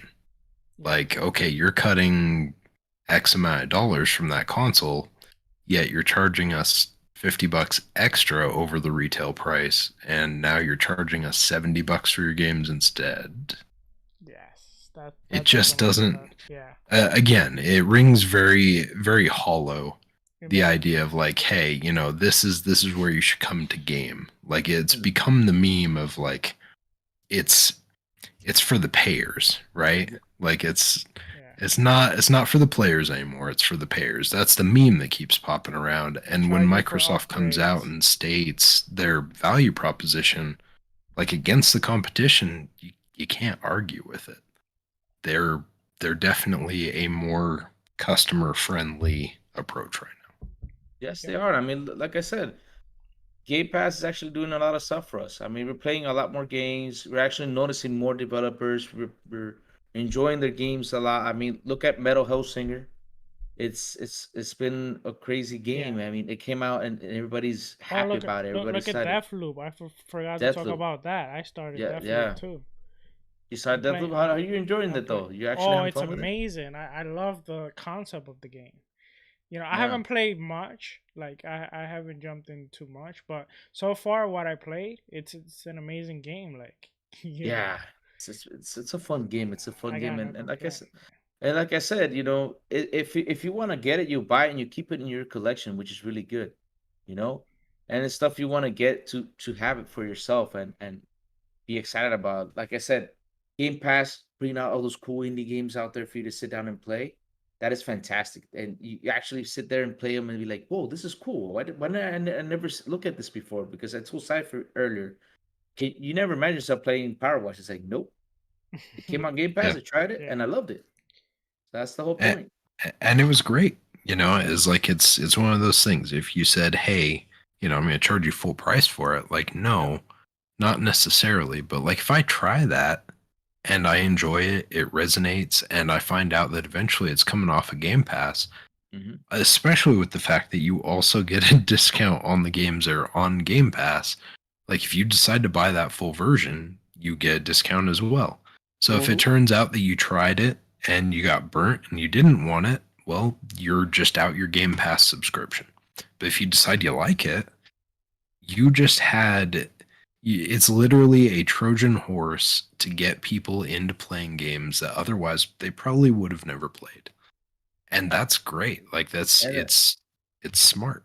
that's what right there, like I earlier before, what Yoshida said about Putting all all games in there. I mean, literally, that just all the games. Yeah, makes me Yeah. wanna I mean, go Yeah. away. it Not only that, for $120 a year, yeah, dude, not worth. it is what it is. Real quick before our captain, I know he's preparing the plane. Yep, he's prepared the Um, plane. Yes. to our guests, you know, do you have any final words about this Yes. topic? Actually, I really don't. It's just that um You want to compete? no, let them compete. It's just that I have a different mindset, which is gonna be very unpopular, but I'm not gonna say. I'm just gonna keep it to myself. But No fair. um, it's just what Microsoft is doing right now, and pretty much like realizing how things is going. It's gonna take time before we get. I'm not gonna say that we're not back to normal, but we still have the effect there. No matter how you look at it, we still have some effect there of of a lot of things going on, Okay. everything going up, and making very expensive. But that lets you know that the model that Microsoft decided to do is pretty much working. And the competitor, they don't want to admit that it was a really good idea for them to do that. So I don't know what they're seeing other than remember that's their console, that's their money maker. And if they decide to do that, they probably see that they're gonna get hurt somewhere. So that's the way I see. I know a lot of people sees that. I'm not too much into the financial thing, and well, if you make this, it's gonna cost more or not. But the only thing that I could say is, if you have a really good idea and a customer likes it, just keep it like that. Just keep it like that. Make it better as times goes on. And we already know that there's a lot of things that we knew that it was going to happen, especially with the increase of the games. You could say we boycott it, socially. And that's why we have this type of conversation, $70 to $60. So That's pretty much what I have on mind. You know, and you bring a good point. Before Captain lands your ship, because I know the captain is ready to land the ship. The captain's But getting drunk. You yeah, better, yeah. you Just better kept wrap it yeah. up. Captain's before- enjoying his beer while you talk. Yeah. Yes, he is. He's about to crash the plane. But do you remember how Game Pass started though? Remember Game Pass started with only being first party, and now they're bringing in third party content. That is insane. Well, that's called Xbox Play Anywhere. That's how it started. So Yeah, but I'm saying is how they were talking about they were only going to bring first party, Okay, and now so- they're bringing so wait a third party. oh, and more like Hold a on, testing. hold on. Yeah. Hold on, you guys trolled us all week about a super fight, and now that the show's over, now y'all want to have the fight? Oh, wait. Ooh. We're not having a fight. We're having a good conversation, though. It's not a fight. Why would we fight? What do you Turns out mean? that Crazy Louie is a lover, What- not a What, fighter. what was all Yeah, the promos? no. What was all the promos and all the challenges and all the Oh, the exercise? challenge. I mean, since Silent came up late, the challenge was our plan was for me and SHADDAI is we're gonna teach Silent a little bit of Spanish. Want to hear our captain talk a little bit of Spanish? That was our challenge for today. Oh, Yes. So, Captain, can you hola, take it away? in ¿dónde Spanish? está ¿Dónde tu está? biblioteca? Hey. Yo tengo un gato en mi pantalones. Oh God! ¿Qué hay de Yeah. nuevo? Y se cae de nuevo. Sale y dice, hey, ¿qué es lo que, mi hermano? Bless you. The alcohol is getting very into his system. No. Oh, anyway, Captain, I know you want to land the plane before you Go for it. crash it, so go ahead. Well, you know, we are running on fumes, so I think it's about that time. So, ladies and gentlemen, we've arrived at our destination. For your safety and comfort, please remain seated with your seatbelt fastened until the captain turns off this live stream.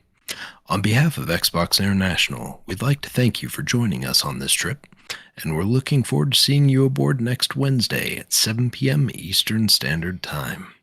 Now, I leave you today with our crazy co-pilot, Crazy Louie, for the outros. But did you work in an airport before, SHADDAI? Because you were making all those hand signals. You ought to get those fixed next time. You know? I could have, but I'd rather use the pen. Oh man! But anyways, guys, we are in our final part of the episode. Not the final part. Yeah, the final part of the episode. So let us start really quick with our guest, Eternal SHADDAI. Thank you so much, brother, for hanging out with us. Please tell everybody where they can find you. And again, thank you for joining us. It was a lot of fun. Well, everybody, I would like to say thank you for the invitation. I wasn't expecting that really, which it was really fun. And, you know, I had really had a lot of fun.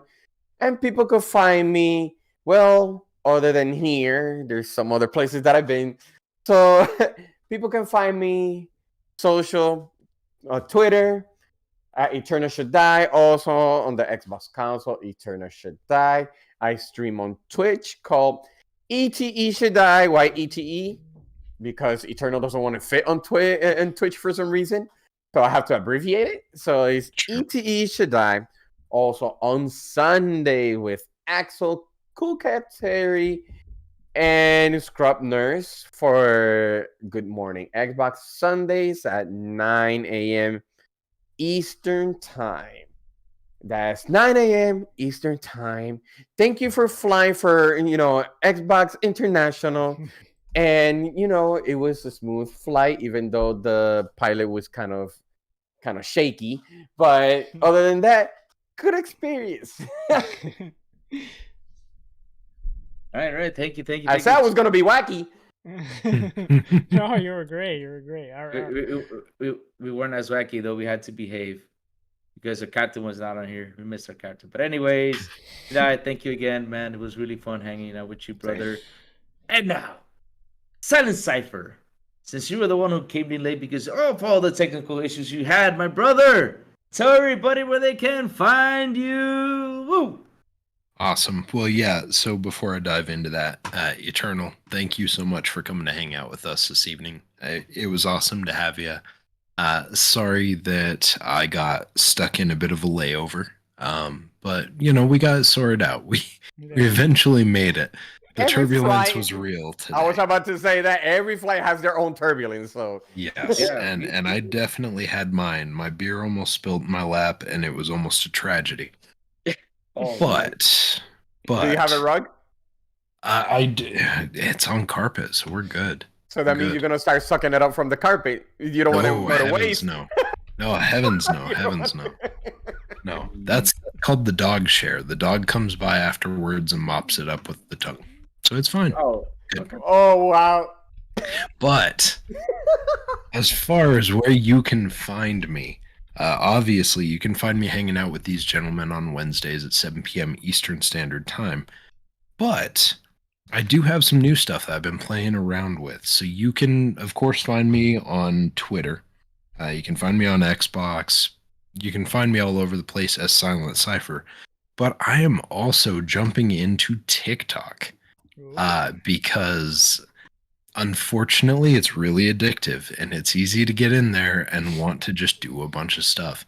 And so I've jumped in there and I'm having a lot of fun with it. I just did an unboxing on the Elite Series 2 core controller, which was fun. That was a fun experience. I think it was my first time doing kind of like a clipped video. But I'm having fun with it. There's going to be some experimental stuff there. So if you want to see some stuff on there from me, you can find me just on TikTok as Silent Cypher. All right. Nice. Man, that's cool. And now, Sour Blow. Tell everybody where they can find you, brother. All right. You can find me, just like Silent. You can find me everywhere. SourBlow18. You can find me in Xbox. You can find me on Twitter. You can also find me on YouTube, where I make trailer videos. Just so you know, we also have a Twitter account for the Xbox podcast. It's called XBI Podcast. So also please follow that Twitter handle. We got Sebastian, our community manager, handling that Twitter account. So we would truly appreciate. That's where we post all the crazy trailers with Crazy Lou doing crazy stuff, the promos. I help edit it.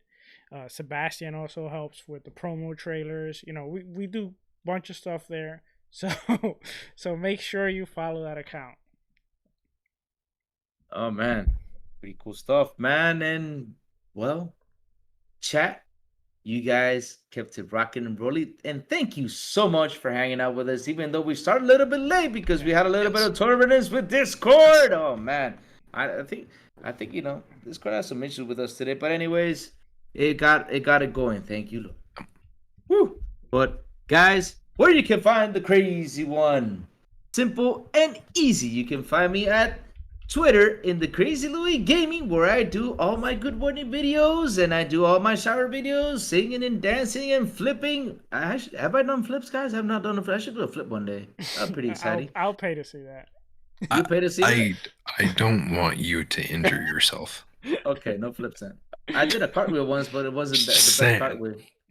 It wasn't the best. I'll pay for a split. He could make a split. Yeah. You could Photoshop yourself doing a flip. How about that? Okay. 150 flips. Deal. Or I can do the Thor split. I can stick my head on Thor. Make the split. But anyways, that doesn't matter though. We gotta get this thing going because we gotta go to bed, I think, guys. But other than that, you can find me here every single Wednesday with you guys, my brothers Silent Cypher and Sour Blow at Xbox International Podcast. We have changed the name to that. And we are here every single Wednesday at 7 p.m. ET. And like I always say, remember. Let's go, let's rock, and let's get crazy. Yes, see you all next Wednesday. Bye-bye. All right.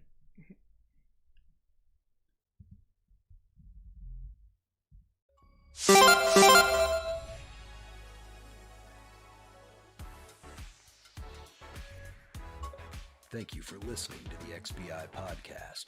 Please make sure to like and subscribe on the way out. We'll see you next time.